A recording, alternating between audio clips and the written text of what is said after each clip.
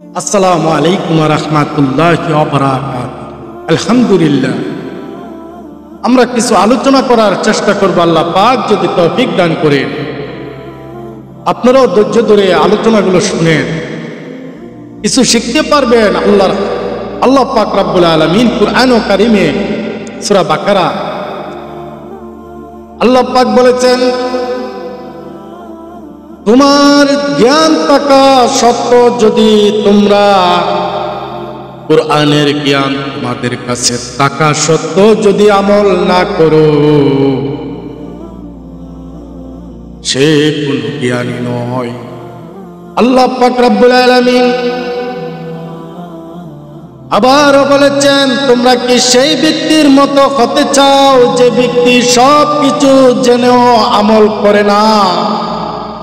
আল্লাহ পাক রব্বুল আলামিন তাদেরকে পছন্দ করেন না। মহান আল্লাহ রব্বুল আলামিন আল্লাহ পাক রব্বুল আলামিন কুরআন ও কারিমে বলেছেন, সেই ব্যক্তি উত্তম, সেই ব্যক্তি জ্ঞানী, যে ব্যক্তি কুরআনের জ্ঞান আছে, ইসলামের জ্ঞান আছে, থাকা সত্ত্বেও তা আমল করেও। আর যেই ব্যক্তির কাছে কুরআনের জ্ঞান আছে, কুরআন পড়ে না, ইসলামের জ্ঞান আছে, ইসলামের কোনো কিছু আমল করে না, সেই ব্যক্তি উত্তম না। কিয়ামতের দিন আল্লাহ রাব্বুল আলামিনের কাছে সেই ব্যক্তি হিসাব দিতে হবে যেন আমল করে নাই। কুরআন পড়তে পেরেও তা কুরআন তেলাওয়াত করে নাই। আল্লাহ পাক রব্বুল আলামিন সেই ব্যক্তির কাছ থেকে হিসাব নেবেন।